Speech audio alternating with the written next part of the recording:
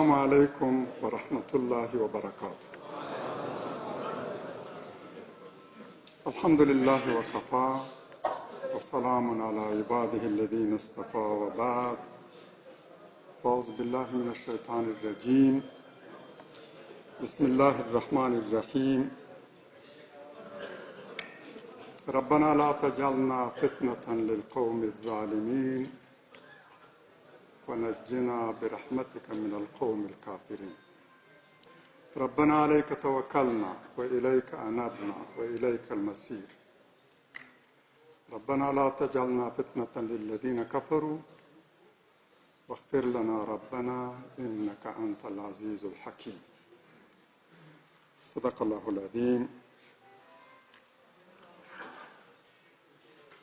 زندانی ورونو آزادېدو او د هغوی په لیدو د زړه له کومې خوشحاله له الله تعالی تاسو ته د هغو سختو شپو ورځو بشپړ اجر غواړم چې په دې اوږدې مودې کې مو په زندانونو کې ګاللي.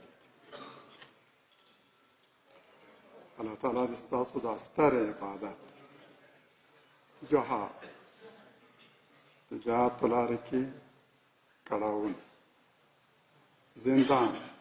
زندان سخت شپې ورځې دا ټول قبول کړي او د هغه بشپړ اجر دې تاسو ته عنایت کړي. نن باید یو شمېر نور وروڼه هم آزاد شوي. لومړی فهرست چې ورباندې توافق شوی و چې باید په دې پړاو کې آزاد شوي وي شاوخوا 400 کسان،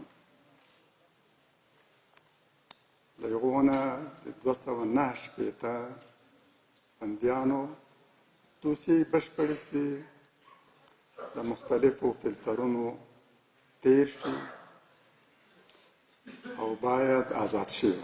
ولی متاسفانه د ځینو اداري ستونزو له کبله د دوی ازادېدا وځنډېده. انشاءالله هغوی به هم زر له تاسو سره او له خپلو کورنیو سره یو ځای کېږي.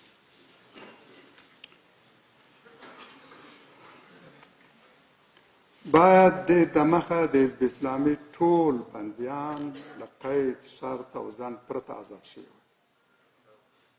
د سولې له معاهدې وروسته لومړی کار چې باید دولت ترسره کړی وي هغه همدا و. ټول هغه بندیان چې د حزب له ادرسه د نظامي او سیاسي فعالیتونو په تور نیول شوي، تور نه بلکې د نظامي او سیاسي فعالیتونو له کبله بندیان شوي، هغوی به د 2 میاشتو په منځ کې آزاد شوي. ولی متاسفانه د ځینو خنډونو له کبله په دولت کې د خاصو کړیو د مخالفت له کبله هغه چې د سولې دشمنان دي، هغه چې د جنگ دوام غواړي، هغه چې په دې حالت کې ستر شوي پړسېدلي، هغه چې د سولې له هر اقدام سره مخالفت لري. که دا د دولت او د حزب اسلامي ترمنځ سوله وه او که د دولت له نورو مخالفینو سره سوله، هغه چې د جنگ دوام ماموریت دی، په جنگ کې خپلې ګټې لټوي، له بهره توظیف شوي چې د سولې په لوري هر ګام باید شنډ کړي، هغوی مخالفتونه کړي، خنډونه یې رامنځته کړي او د بندیانو د آزادېدو مانع شوي. خو انشاءالله د هغو زندانونو دیوالونه به ماتېږي او دړې پرانیستل کېږي چې په هغه کې د آزادي غوښتنې په جرم، د اسلام په جرم، د وطن پالنې په جرم، د خدای پالنې په جرم خلک نیول شوي او زندان شوي. د د دغو زندانونو دیوالونه به انشاءالله ړنګېږي.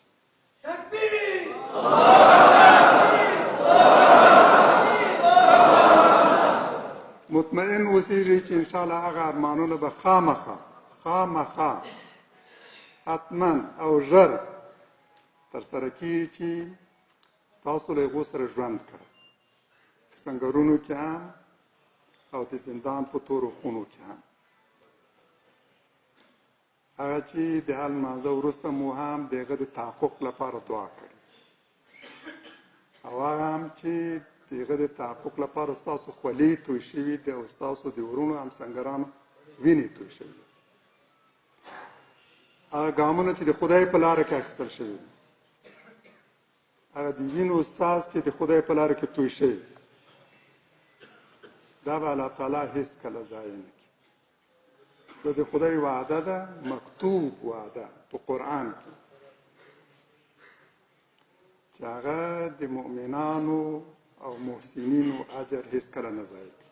ان الله لا یضیع اجر المؤمنین، ان الله لا یضیع اجر المحسنین. خدای نه د نیکانو او محسنینو اجر ضایع کوي او نه هم د مؤمنانو. څنګه ممکن ده چې یو څوک ګمان وکړي، څونه خطا ګمان، چې د الله تعالی په لاره کې توی شوي وینې به ضایع شي. مطمئن اوسئ چې انشاءالله ستاسو ارمانونه به حتما که خدای کول ترسره کېږي. ورونو، نن د روژې د میاشتې آخري ورځ ده، او د آخري ورځې هم آخري ساعتونه. سبا له اختر ده، تاسو په همدې ورځ آزاد شوي. نعره تکبیر!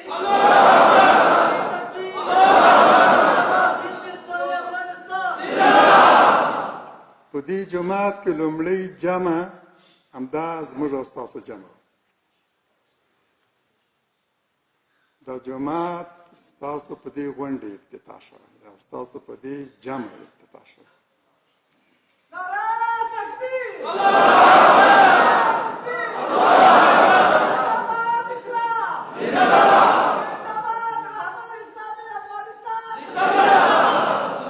دا تصادف مه ګڼئ. موږ په تصادف باور نه لرو. موږ په ثابتو نه بدلیدونکو مقدراتو باور لرو. موږ د قرآن په دې آیات باور لرو چې فرمایي لکل شیء قدر، ان الله بالغ امره قد جعل الله لكل شيء قدر. خدای خپل کار ته رسیدونکی دی. هغه چې کومې وعدې کړي هغه خامخا ترسره کېږي. هغه چې کومې پرېکړې کړي دي د هغه د تحقق مخه یې څوک نشي نیولی، خو د هر کار لپاره یوه نیټه ټاکي. موږ په مقدراتو باور لرو. نو ځکه وایم چې دا غونډه د دې جماعت افتتاح، دا لومړی جمع، هغه هم له زندانه له آزاد شوو ورونو سره، د سنګر له مجاهدینو سره، هغه چې په سنګر کې هم روزل شوي او د زندان په مدرسې کې هم. زندان ستره روزونکې مدرسه ده. لوی شخصیتونه ډېر په زندانونو کې روزل شوي. یوسف علیه السلام له زندانه قصر ته رسېدی او الله تعالی وغوښتل چې هغه په زندان کې وروزي، دغه نه یو ستر شخصیت جوړ کړي چې د مصر د هغه متمدنې ټولنې قیادت هغه ته وسپاري. نو زموږ له نظره زندان مدرسه ده. زه په هغه چا باندې ډېر باور لرم چې په زندان کې څو کلونه تېر کړي او روزل شوی، تر هغه هم زیات چې په سنګر کې څو کلونه تېر کړي. شاید ځینو ته دا مبالغه معلومه شي، شاید ځینو ته دا مبالغه معلومه شي، خو واقعیت هم دا ده. د زندان تاثیر ډېر ژور دی.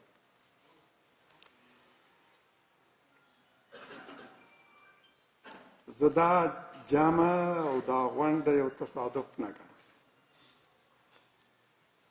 هیله مې دا ده چې دا د نورو عیدونو مقدمه او زیری وي نور عیدونه به هم انشاءالله همدغسې لمانځو روژه عید جهاد او بریا دا سره تړلي دي الله تعالی د مجاهد بریا تضمین کړي او فرمایي چې د مؤمنانو بریا ضامن خدای دی الله تعالی د مؤمنانو سره مرسته په ځان لازم کړي د هغه ژغورنه او نجات یې په ځان لازم کړي وکذلک حقا علینا ننجي المؤمنین و ما باندې د مؤمنانو نجات لازم ما لازم کړی پر ځان مطمئن یم چې انشاءالله ستاسو نور ملګري به هم ازادي شي ټول هغه چې د اسلام او جهاد په تور نیول شوي انشاءالله ټول به ازادي شي هغه ورځ هم انشاءالله راتلونکې ده چې زموږ د هېواد په ګوټ ګوټ کې د اسلام بیرغ راپاندوي او ستاسو زندانیانو او د مجاهدینو ارمانونه ترسره شوي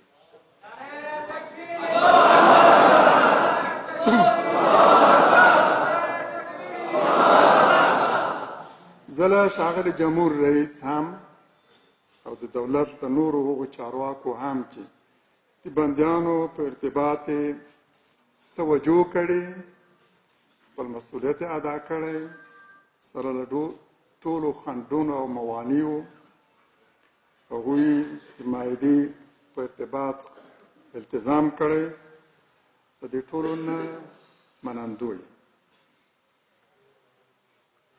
ورونو دا یو دردناک حقیقت دی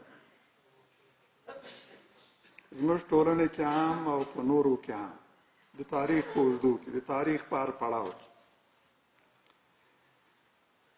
چې کله قدرت د مفسدینو لاس کې وي نو صالحان به یا زندانونو کې یا غرونو او سنګرونو کې او یا هم د هجرت په دیار کې داسې هجرت چې هغه د دې د جهاد مقدمه وي هجرت د جهاد مقدمه ده پس کله هم چې قدرت د مفسدینو په لاس کې صالحان به حتما یا په زندانونو کې یا په غرونو کې او یا په سنګرونو کې که اقتدار د وطن پلورونکو لاس کې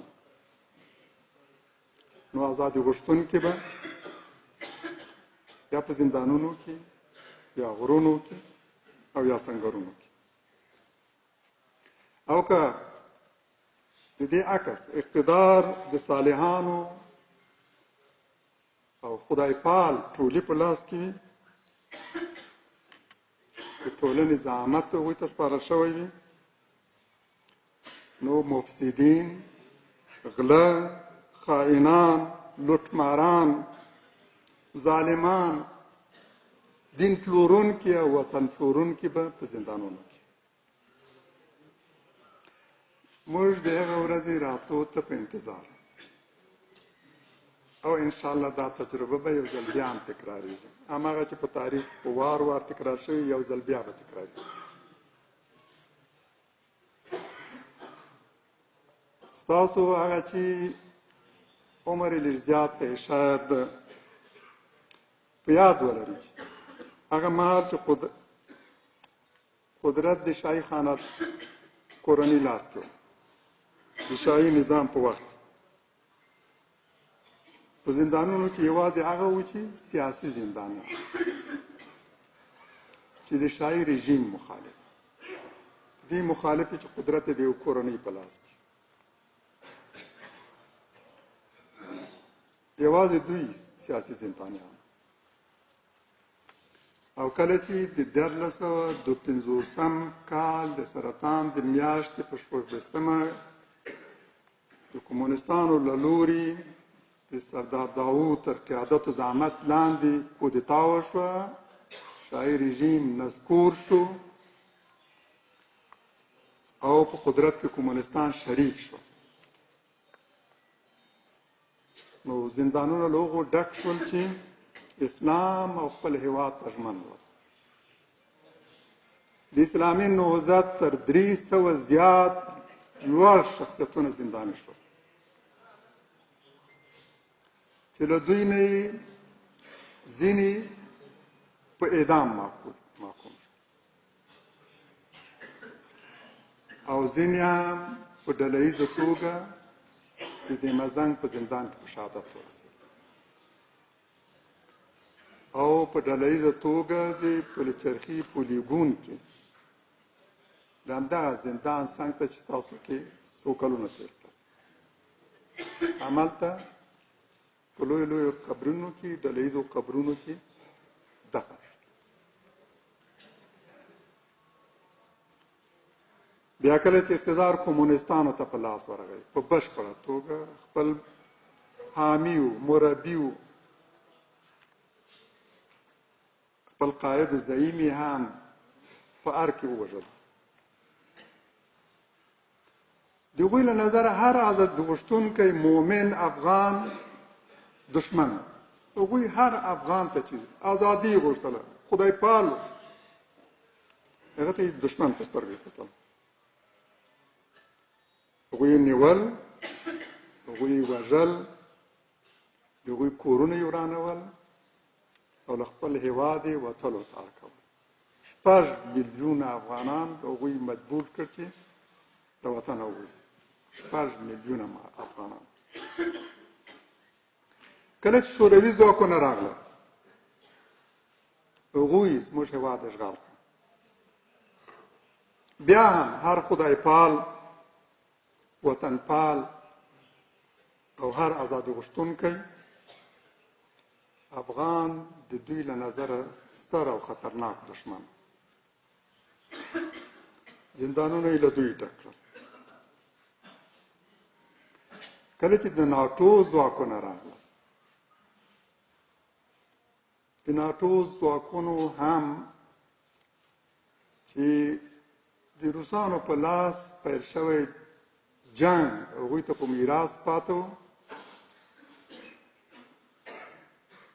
هغوی هم هماغه خلک استخدام کړل، هماغه سیري، هماغه ګوندونه، هماغه ډلې ډلګۍ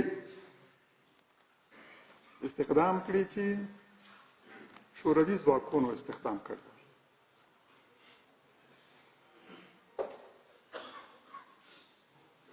او هغو ته یې د دشمن په سترګه کتل چې شوروي ځواکونو ورته د دشمن په سترګه کتل او د خپلو دشمنان په فهرست کې نیول. د دې معنا دا ده چې بس څوک چې یو ځل د غلامي کړي په خپله غاړه کې واچي، بیا که یو بادار د لاسه ورکړي د بل بادار په لټه کې، کله د یوه پښو ته لویږي او کله د بل. پرون چې څوک د شوروي ځواکونو پښو ته لوېدلي وو، هماغه د ناټو ځواکونو د افسرانو پښو ته هم ولوېدل او د هغوی بوټونه یې هم کښل.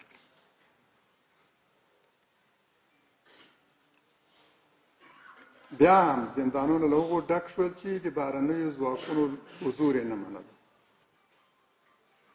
خپلواکي او ازادي یې غوښتل، د بهرنیو ځواکونو له حضور سره مخالف کړ.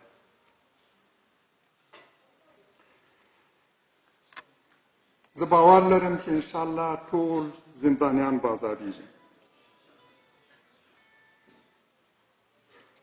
زندان کې باید ازادي غوښتونکي نه، خدای پال او وطن پال نه، بلکې ازادي پلورونکي، وطن پلورونکي، ملت ته خاین، هېواد ته خاین، د ملت د ملي او دیني ارزښتونو دشمنان، دا باید په زندانونو کې پراته وي.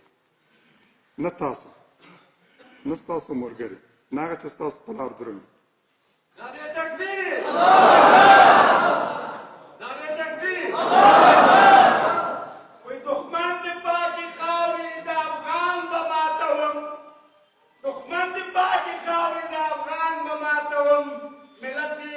کې ما بوتان به ماتوم پر تیکه تیکه زړګی ټول پارچه پارچه زړګی د غمونو ډک لمبه زړګی پر چکو زولنو سره زندان به ماتوم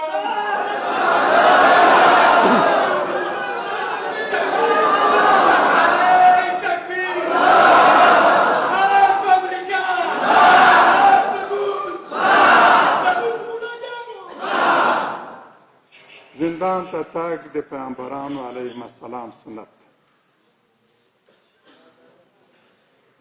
یوسف علیه السلام 100 کاله زندان کې تیر کړل.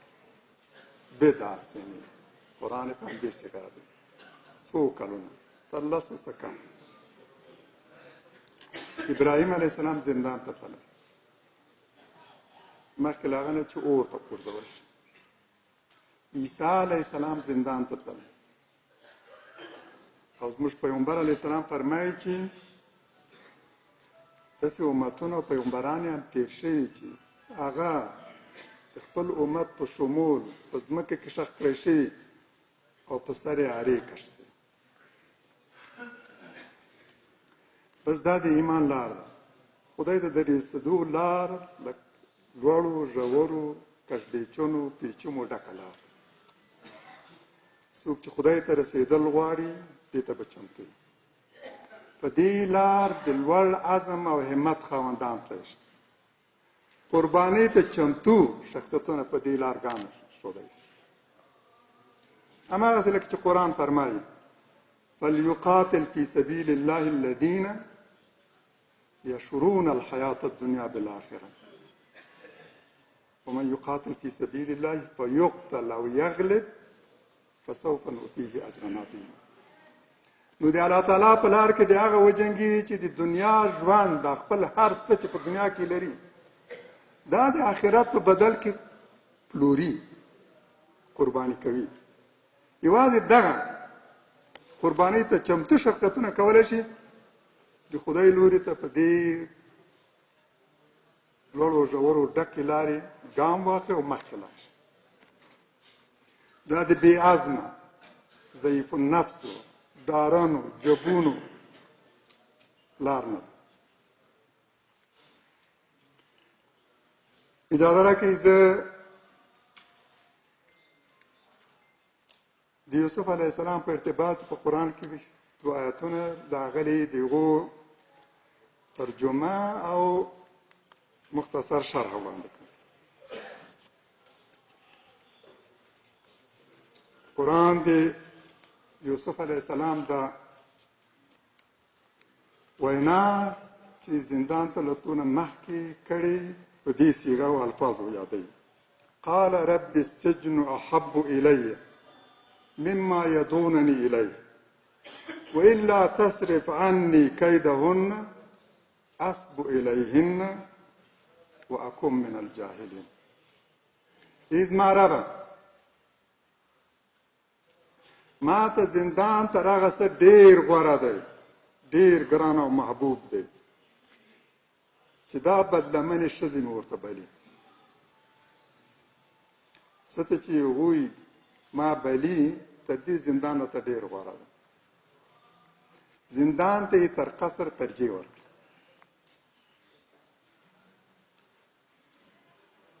او وایي چې که ته د دوی کید او مکر له مانه دفع نه کړې نو پرېوځم سقوط کوم د دوی لوري ته متمایل کېږي او په دې توګه به د جاهلانو نه شم. یوسف علیه السلام تر دې چې د شیطان په لومه کې پرېوځي دې ته ترجیح ورکړه چې زندان ته لاړ شي. او الله تعالی دغه دعا قبول کړه او دغه تمنا یې ترسره کړه زندان کې ورشي. نږدې 10 کاله په زندان کې تیر کړل خو چې کله د مصر پاچا هغه ته قاصد لیږي او غواړي چې دغه ملاقات ته ورشي له وتلو ډډه کړي. راتګ زندان ته یو تمنا وه او د وتلو پیسه کې هم تلوار نه لري.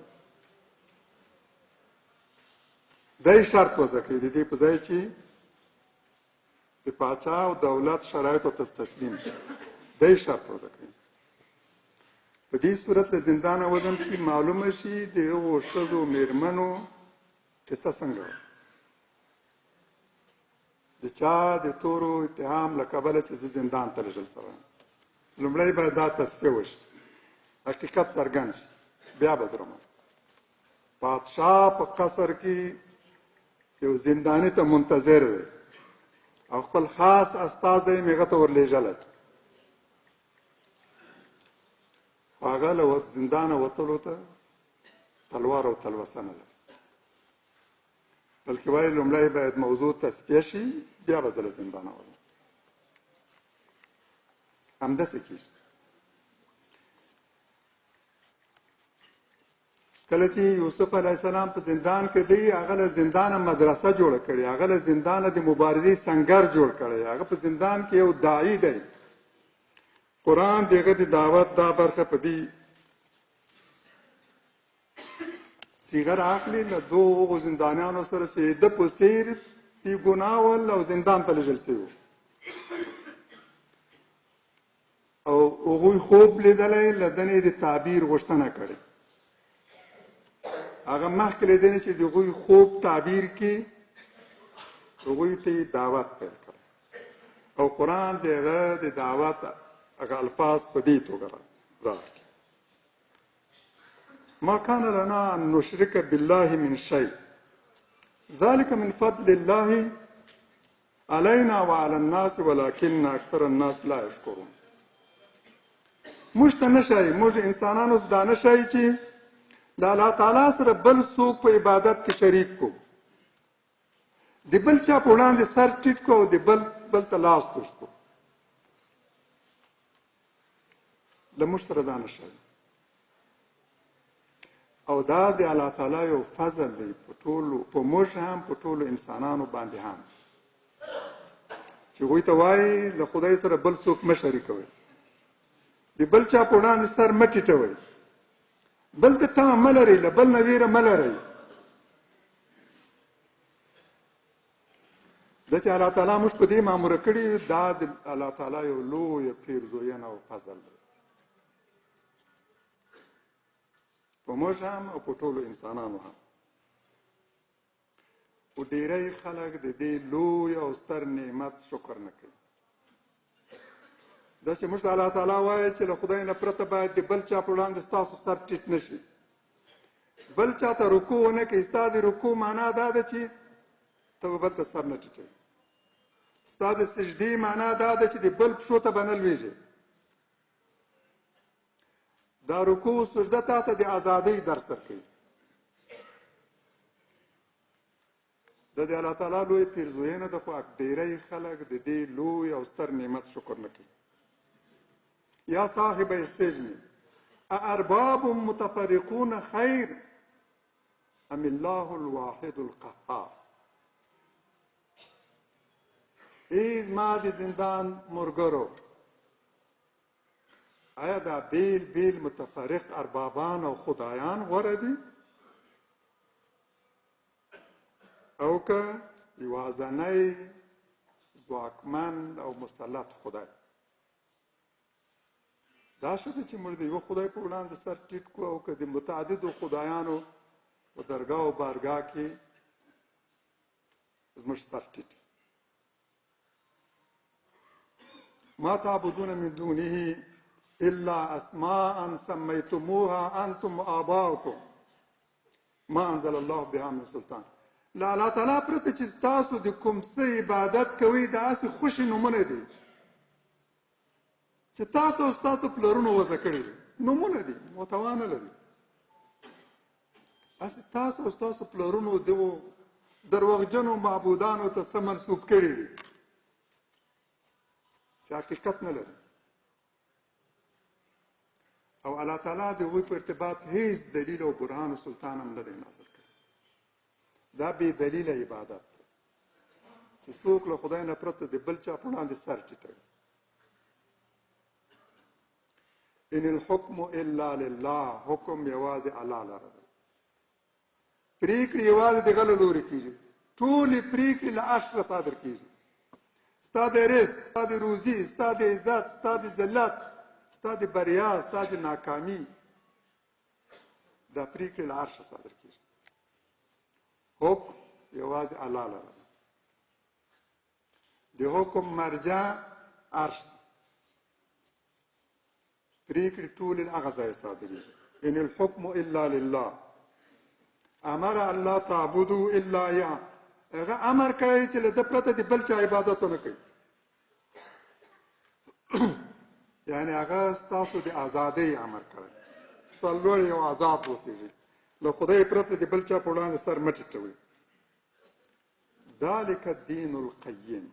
همدا مضبوط او سم دین. واقعي دین همدا ده چې ته له خدای پرته د بل چا په وړاندې سر ټیټ نه کړي. ولکن اکثر الناس لا يعلمون. خو ډېری خلک نه پوهېږي. الله تعالی مو تل بریالي او سرلوړي لره. او خدای دې ستاسو، زموږ د شهیدانو، زموږ د غازیانو، زموږ د مجاهدینو او ستاسو د نورو ملګرو چې په زندان کې پاتې دي، او هغه چې دا اوږده کلونه یې په سنګرونو کې تېر کړي په دعوت کې، د هغوی ټول سپېڅلي او نیک ارمانونه ترسره کړي. انشاءالله دا ارمانونه به ترسره کېږي.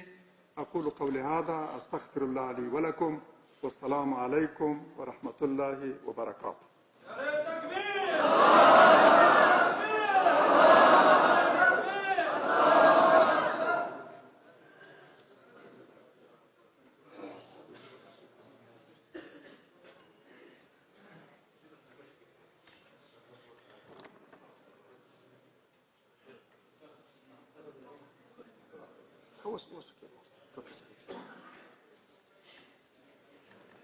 قدرمن مشر به هلته دروازه کې ستاسو استقبال ته درېږي او ورونډه به په نوبت سره ورځي او مشر ورسره مصافحه کوي او بیروبار به نه جوړوي. یو په یو به ورشئ.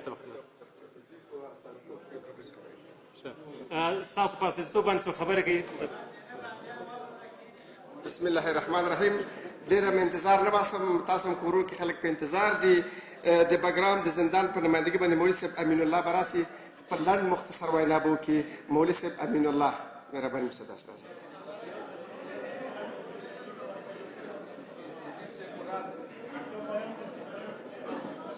صحیح. تاسو غوږ ونیسئ. کښېنئ. تاسو دوستانو کښېنئ. په خپل ځایونو باندې کښېنئ.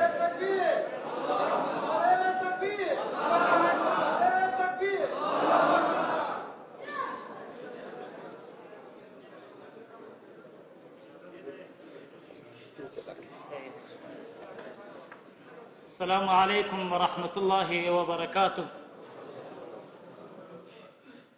الحمد لله كافي والنون، وإذا قضى أمرا فإنما يقول له كن فيكون. أعوذ بالله السميع العليم من الشيطان الرجيم. بسم الله الرحمن الرحيم. من جاء بالحسنة فله 10 أمثالها ومن جاء بالسيئة فلا يجزى إلا مثلها وهم لا يظلمون.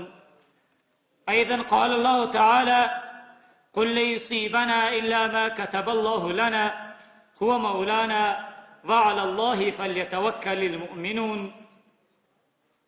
قال رسول الله صلى الله عليه وسلم: خير الناس من ينفع الناس. الحديث أو كما قال النبي صلى الله عليه وسلم. چراغ ظلم ظالم تا دم محشر نمی سوزد. چراغ ظلم ظالم تا دم محشر نمی سوزد. شبی اگر سوزد شبی دیگر نمی سوزد.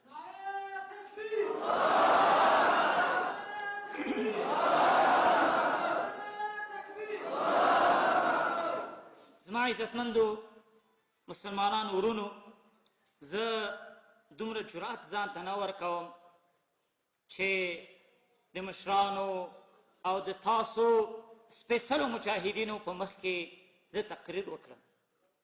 لیکن زه د بګرام مظلوم بندیانو محترم مشر ته رسوم چې کله زه د پنجرې نه وتم، د هر پنجرې نه غږ کوو چې مفتي صاحب حکیمي زمونږ غږ به رسوې. نو ما ویل چې چېرته داسې غونډه کله وها چې زما خیال کې نو نو زه به خاص رسم دا پیغام به زه رسوم استاد محترم ته. استادانو، مجاهدینو، مشرانو، زما دا 9.5 کال پوره شو چې په زندان کې مې تېر کړي، لیکن هغه ذات الله نه شکر ګزار یم چې ټول کائنات پیدا کړی او کن فیکون ذات دی چې هغه مونږ او تاسو ته ازادي را په نصیب کړي. اولین پیغام دا دی چې ورونو څنګه په زندان کې تقوا لمنه نیولې وو دغسې ازادي کې به د تقوا لمنه نیسو. همداسې به کوو انشاءالله که نه؟ لاسونه پورته کوي. تقوا به کوو که نه به کوو انشاءالله؟ که نه زندان کې به تقوا پرېږدو.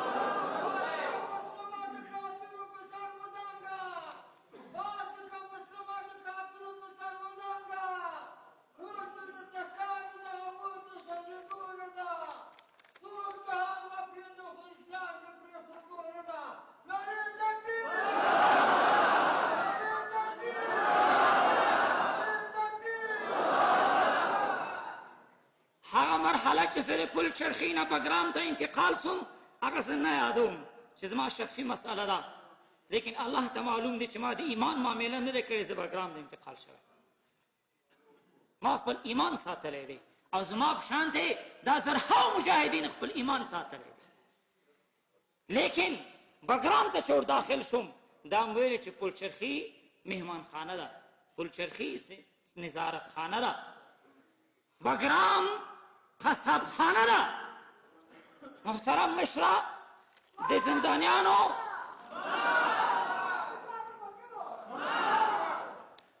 اولا تاسو نه مننه کوي او ستاسو د عمر د لا د خدمتونو لپاره دعاګانې درته کوي او هغوی دا غوښتنه لري چې دغه شان د مظلوم بندیان باید د دغې قصابخانې نه نجات پیدا کړي.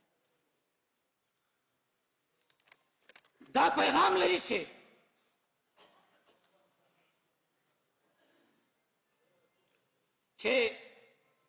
السلام علیکم ورحمت الله وبرکاته. محترم ستر مشر د حزب اسلامي رهبر او د زندانیانو د زړه د غوټې ته د خوشحالي وربښونکي شخصیت، تاسو چې دا کوم ګام د بندیانو د ازادۍ لپاره ایښی دی تاسو ته مو مبارکي وایو. محترم مشره موږ خپل احسان په تاسو نه اچو، لیکن د رفع مسؤلیت لپاره درته وایو چې دا بګرام زندان دا یوه قصاب خانه ده. تاسو بګرامي زندانان زما خبرې تایید کوي که رد کوي؟ قصاب خانه ده که نه ده؟ قصاب خانه ده که نه دی؟ د اسیرانو کړاوونو د ویلو وړ نه دی، دی فقط د آزاد شوي اسیرانو څخه مخفي معلومات وکړي چې آیا دا ځای د اصلاح دی او که قتلګاه ده. موږ خپل شکایت الله ته کوو، لیکن چونکې دنیا دارالاسباب دی نو فقط تاسو ته مختصر اشاره پیام ولیږم. نو تاسو خپل د امت مسلمه یو جمهور په حیث یو مشر په حیث خپله ښه پوهېږئ. نو انشاءالله زموږ او تاسو دا مجلسونه به دوام لري. څو ټکي ته دا اشاره کوم چې موږ خپل دیش نه ډېر تنکي ځوانان، علما، حفاظ، مجاهدین شهیدان ورکړ په بګرام کې.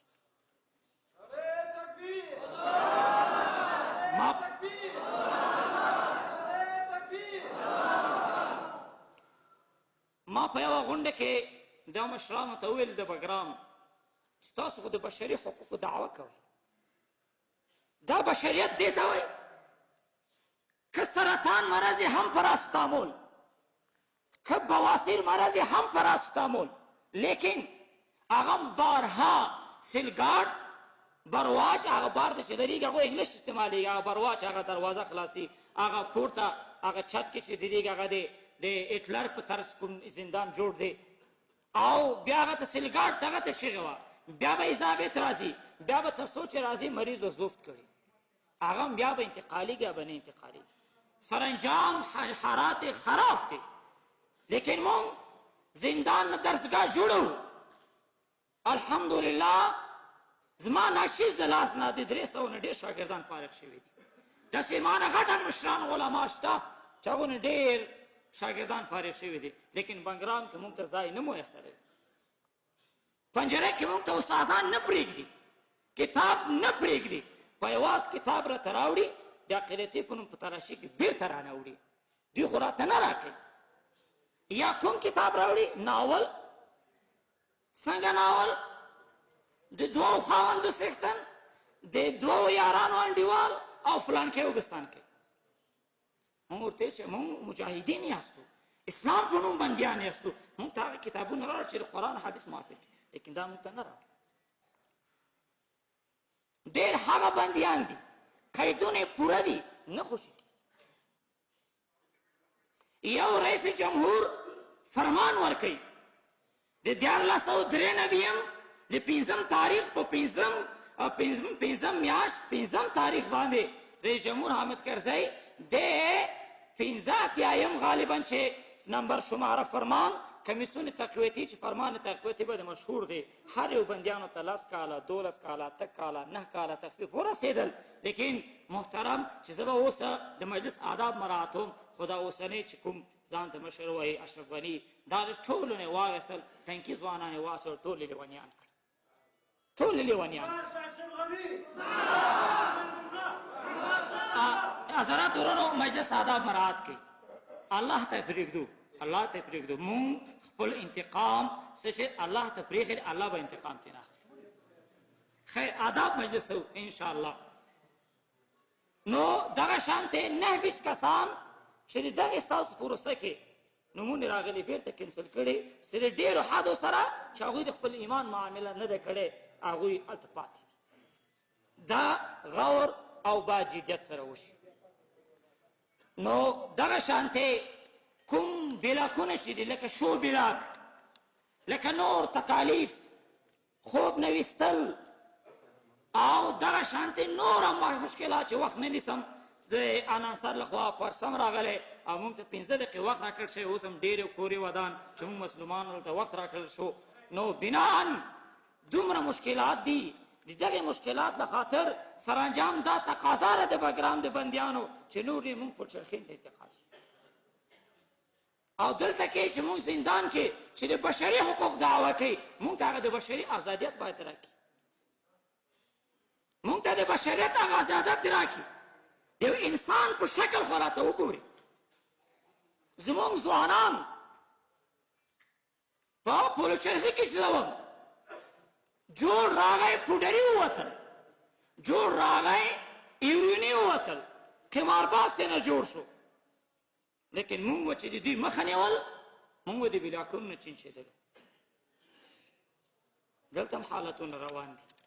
نو محترمو، دا پیغامو د بګرام د زندانیانو چې محترم مشر او جهادي شخصیت استاد حکمتیار صاحب ته ما وړاندې کړ، او هیله لرم چې دې باندې جدیت لري، لا جدیت وکړي، اشد من الجدیت وکړي او د دې مظلومانو آه دې واوري. الله یو سبب جوړوي، نو غواړو چې دا سبب جوړ شي. نو حضرات ورونو، وخت نشته دی، بیا زه یو ځل تاسو ټولو ته آزادی مبارکی وایم. ستاسو آزادی مبارک وي. برای همتان آزادی ترانه تبریک و تهنیت عرض میدانم. په آخر کې یو شعر زه د جهادي شخصیتونو او مجاهدینو ته ډالۍ کوم او د غربیانو په چهره یې ورولم، ادبي ګزار پرې کړم، او دې شعر سره به زه خپل خبرو ته اختتام پذیر ورکوم. او ډېره ډېره مننه د دغې جلسې د اراکینو څخه چې مونږ فقیرانو ته وخت راکړ.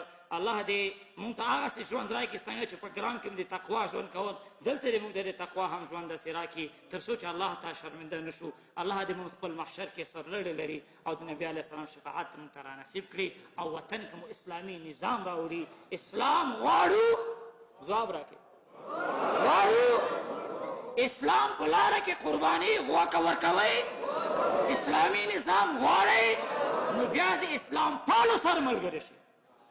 بیا دې اسلام پالو سره ملګری شئ. نو دا شعر په اختتام کوم خپلو خبرو ته چې هر شورګوړی پرواز کولی نشي، په شان د باز رفتار کولی نشي. هر شورګوړی پرواز کولی نشي، په شان د باز رفتار کولی نشي. هر بخیل د سخي په محفل کې په اوچت غږ آواز کولی نشي. هر غلام د بادار په مجلس کې چې غماز وي د حماس غږ کولی نشي. حکیمي پام کوه په زندان کې ورخطا نشي. دا امریکایان د تا نه غلام جوړولی نشي. السلام علیکم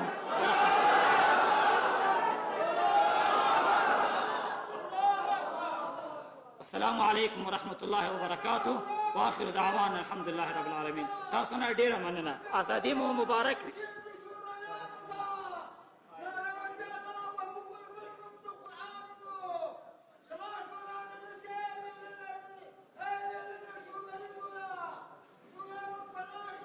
مهرباني کېنه.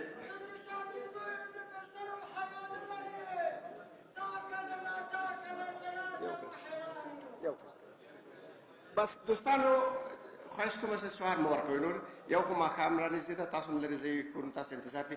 شعار نه جدا معذرت غواړو. د پروګرام په دې آخر برخه کې مولوي صاحب سمیع الله ته د پلچرخي په نمایندګۍ دعوت ورکوم چې لاړ شي تاسو ته خپله هغه لنډه خپله وینا واورئ. مولوي صاحب سمیع الله، مهرباني.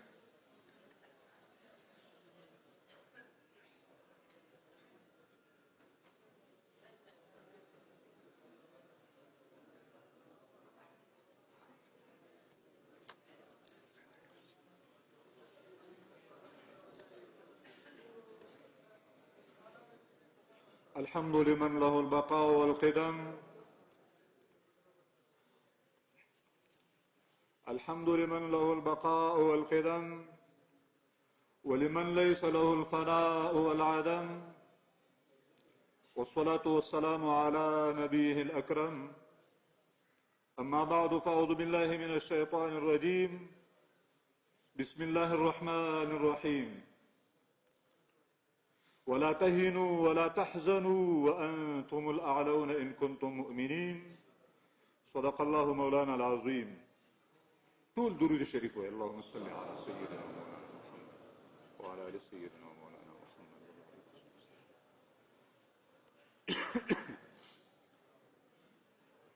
د بندیانو راتګ د حزب اسلامي مشرتابه ته مبارکي وایم او بیا نور عام د مجلس وګړو ته د هغې مبارکي وایم. الله جل جلاله دې د دوی اخلاص په خپل دربار کې قبول او منظور کړي او الله تعالی دې موږ او تاسو هم همدغسې مخلصین جوړ کړي لکه څنګه چې مشر په خپل اخلاص په خپل صداقت سره مبارزه پیل کړې وه او ګام یې راوچت کړی او لله الحمد په ډېر اوچت مقام او په ډېر سرلوړۍ سره بیا خپل وطن ته را داخل شو. صلح د اسلام یو ستر شعار دی. په صلح را ننوتل دا سرلوړي ده، دا کامیابي ده، دا یو ملت ته افتخار ورکول دي. الله جل جلاله زموږ او ستاسو مشر ته دغه افتخار په نصیب کړ او الله جل جلاله دې د ده په عمر کې نور هم خیر کثیر واچوي. زه خبرې ډېرې نه اوږدوم. بندیانو ورونو هم دا توصیه کوله چې موږ د مشر سره تعهد ده، موږ تعهد کوو چې ده دا کومه صلح کړې واقعا د بندیانو درد د ځان سره کړی دی. د بندیانو د درد په اساس باندې او د ملت د درد په اساس باندې د ملت د کړاوونو په اساس باندې مشر دا صلح وکړله. واقعا دغه مشر دا موږ ته معلوم دی، دا هغه مشر دی چې د هجرت په دیار کې هم موږ سره اوسېده، د سنګرونو په وخت کې هم مجاهدینو سره اوسېده، کوم غربي ملک ته یې پناه نه ده وړې. همداسې دا مشر صاحب نه یې راوړې، هېڅکله یې نه ده وړې. که غربي هېوادونو زموږ مشر غوښتی دی خو زموږ مشر هغې ته جواب ورکړی دی، نه دی کړی. ګڼ شمېر رهبران امریکا ته لاړ، زموږ مشر لاړ نه. همداسې ده که نه؟ نو دا د ده د عزت او د افتخار ځای دی. واقعا چې ده کوم قدم راوچت کړی دی هغه د هغې مجاهدینو او د مبارزینو په وخت کې هغه د اخلاص قدم و، هغه الله ته د منلو قدم و چې هغه الله جل جلاله هغه پیرزوینه او هغه کامیابي بیا د زموږ د مشر په لاس راوستله چې د بندیانو ازادي ده. بندیانو ته دا یو لوی افتخار دی، د ازادي یو لوی نعمت دی. الله جل جلاله د دغه بندیانو لپاره الله جل جلاله دغه مشر سبب وګرځاوه. مخکې آیات چې ما ولوسته د هغې آیات مفهوم او مقصد همدغه دی چې تاسو سستی مه کوئ. څه معنی؟ د الله تعالی په اوامرو کې سستی مه کوئ او تاسو په کړاوونو باندې غمګیني مه کوئ. ولې؟ وانتم الاعلون ان کنتم مؤمنین. تاسو اوچت یاستئ، تاسو اوچت یاستئ، تاسو کامیاب یاستئ، خو په دې شرط چې ایمان مسالم وساتئ، عقیده مو درسته وساتله، د چا غلام مو ځان جوړ نه کړ، نو تاسو واقعا چې کوم دی کامیاب یاستئ. نو راځئ چې خپل تعهد د حزب سره همداسې کلک او مضبوط ولرو چې د اسلام په خاطر به موږ تعهد کوو تاسو سره او د اسلامي نظام د قایمولو په خاطر زموږ تعهد دی او ان شاء الله العزیز د دغه سالم رهبر همدغه اهداف دي. د دې نه اوخوا نور هدفونه نه لري، بلډنګونه هدفونه نه لري، په خارج هیوادونو کې سفرونه یا هلته استوګنه یا هلته ځان ته یو څه جوړول دا هدف نه لري، بلکې د ملت آرامي، ملت ته د اسلام راوړل، ملت ته په امن کې اوسېدل، ملت ته ټول اساس برابرول. دا د مشر هدف دی. الله جل جلاله دې ده ته اجر عظیم ورکړي. خو د پل چرخي د بندیانو یوازینۍ هیله همدغه وه چې زموږ آواز باید مشر ته ورسیږي. موږ دلته کړول کیږو، قید هم پوره کیږي، حکومت غور نه کوي. نن څومره کسان چې کوم دی حکومت بیرته واپس کړل، صرف په دې باندې چې د ماما نوم دې څه دی، د ترور نوم دې څه دی. هلکه بندي چې کوم دی اوس روحاني تکلیف لري، د دې پوښتنې ته څه ضرورت دی؟ خو داسې یو خنډ جوړول دي. الله تعالی د سفاري صاحب ته اجر ورکړي، هغه واقعا په دې باندې یو قوي هغه وکړه، غږ وکړه چې باید داسې ونه شي. دا د بندي ځورونه ده، خو زموږ بعضې ورونه هغه بیا هم پاتې شول. زموږ هیله دا ده چې د دغه پاتې شوي ورونو په لټ کې باید وشو او هغه باید پرېنږدو. بل ما ته بندیانو وویل چې د حکمتیار صاحب د دفتر نه باید تاسو ونه خوځېږئ، هلته کښېنئ. هغه 42 نفره چې تاو شوي دي او هغوی نه کړۍ تاو شوې ده، تر څو چې هغه موږ ته راخوشي کړي نه وي، موږ د حکمتیار صاحب د ځای نه نه ځو. خو دا پیغام هم زه وړاندې کوم او انشاءالله مشر په دې کې پوره پاملرنه کوي او ستاسو د پاملرنې نه ډېره مننه. الله جل جلاله دې ستاسو په عمر کې خیر او برکت واچوي. وما علینا الا البلاغ.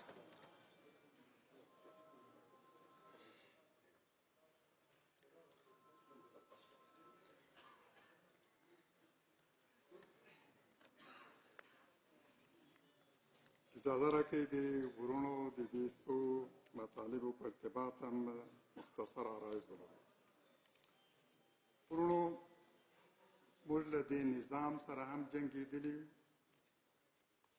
او هغو بهرنیو ځواکونو سره هم چې دا نظام یې راوستی، جنګېدلي په سنګر کې او تر نورو وړاندې جنګېدلي. او اوس هم هغوی ته وایي چې موږ پرون سره جنګېدلي وو او نن مو سوله کړې.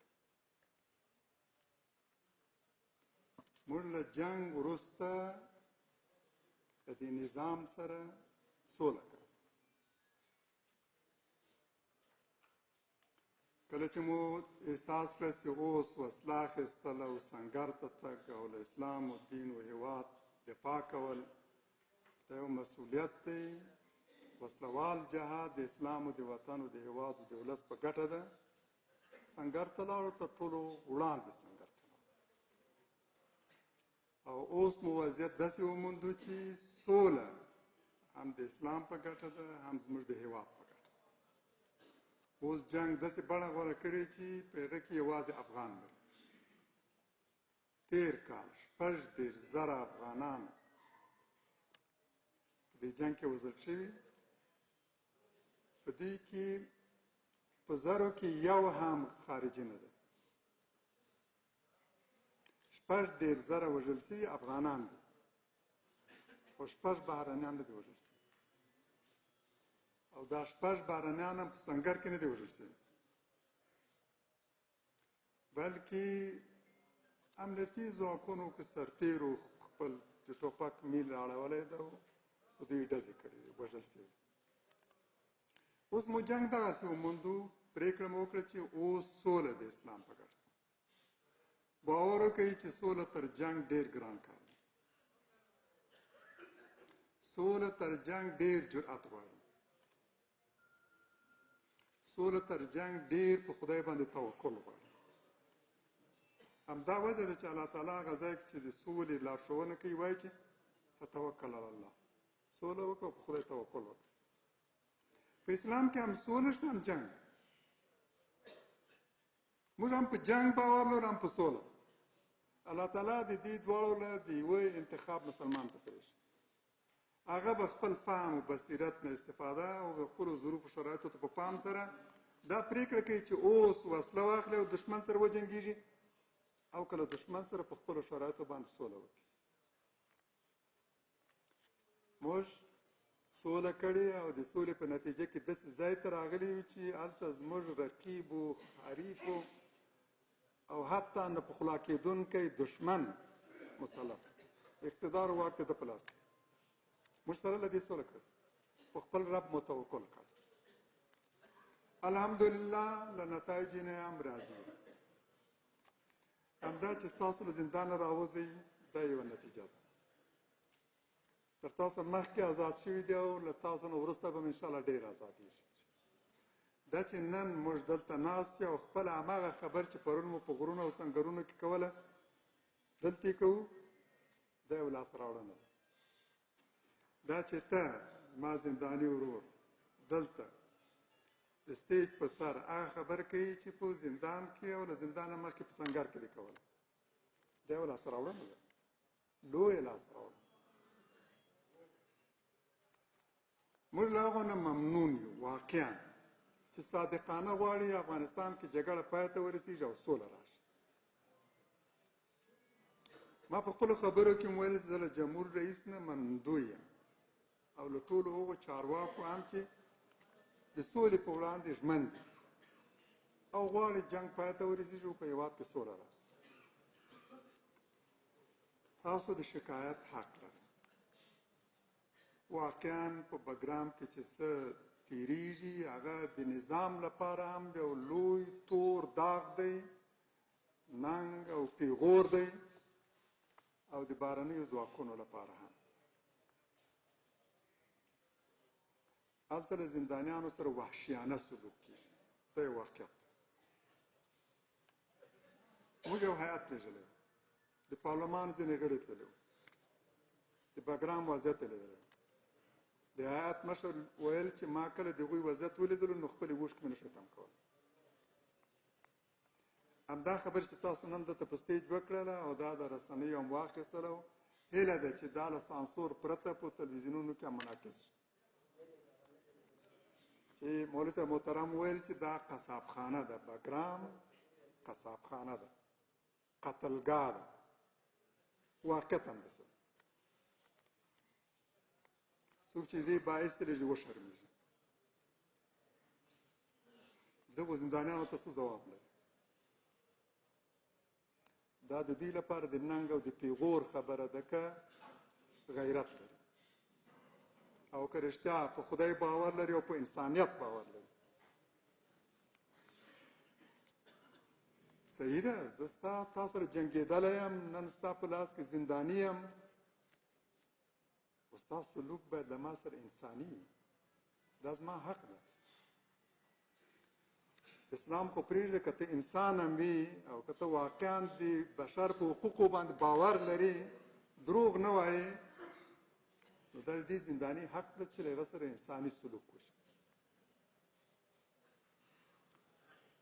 که هغه اعداموي اعدام که کولی شي، چې کله هغه اسیر دی او د هغه لاس پښې دې تړلي دي په زندان کې اچولی، دا د هغه انساني حق ده چې د هغه سره ښه سلوک وشي، په هغه باندې ظلم تېری ونه شي او له هغه سره وحشیانه سلوک ونه شي. ستاسو دا غږ به د دې رسنیو له لارې نه هم افغان ولس ته ورسېږي، بهرنیو ځواکونو ته هم او د دولت چارواکو ته هم. انشاءالله موږ به یې هم له هغو سره یادوو، په دې باندې به ټینګار کوو. زما اساسي غوښتنه د سولې په دوران کې همدا وه چې اساسي شرط مو دا و چې ټول زندانیان به بلا قید و شرط او له ځنډ تاخیر پرته ازادېږي او د 2 میاشتو په منځ کې به ازادېږي. تاسو مایده وګورئ، د مایدې په لومړۍ برخه کې همدا راغلي او په همدغو الفاظو لیکل شوي. زموږ لپاره لویه مسله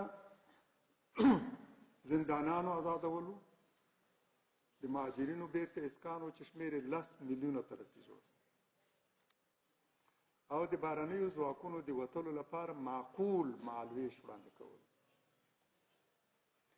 اوس هم هغوی ته وایو چې له تاسو نه اقتدار نه غواړو، وزارتونه نه غواړو، ولایت او سفارت نه غواړو، فقط همدغه اساسي شرایط غواړو.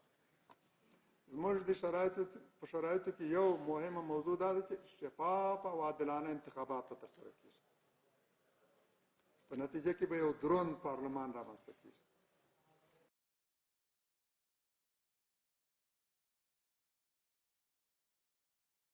په مایدې کې همدا لیکل شوي.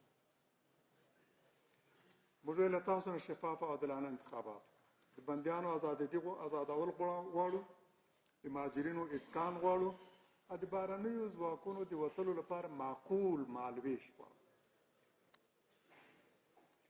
هیله من یم چې دا ستونزې ټولې حل شي. په ټول افغانستان کې ستونزې دي، که تاسو په سنګرونو کې په زندانونو کې ستونزې ګاللې، څوک چې له زندانونو نه بهر وو هغوی هم ارامه ورځ نه ده لیدلې. هره ورځ تر 100 زیات افغانان وژل شوي، هره ورځ تر 100 زیات افغانان وژل شوي دي او په سلګونو نور په خپلو وینو کې غړېدلي.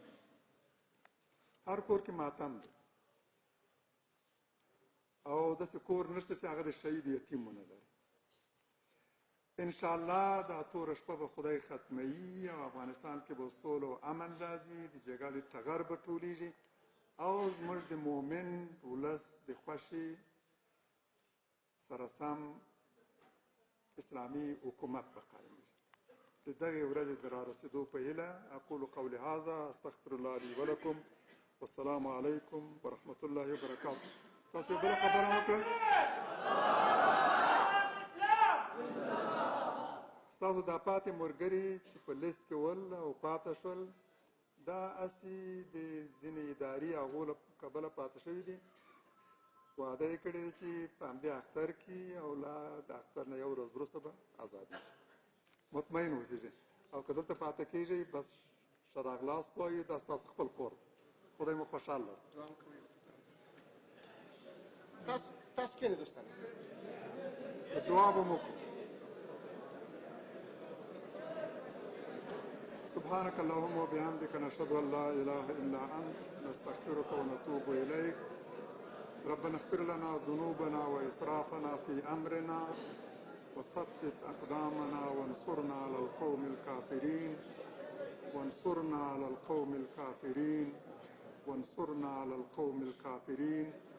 ربنا لا تؤاخذنا ان نسينا واخطأنا ربنا ولا تحمل علينا إصرا كما حملته على الذين من قبلنا ربنا ولا تحملنا ما لا طاقة لنا به واعف عنا واغفر لنا وارحمنا أنت مولانا فانصرنا على القوم الكافرين وصلى الله تعالى على سيدنا محمد وعلى آله وأصحابه أجمعين.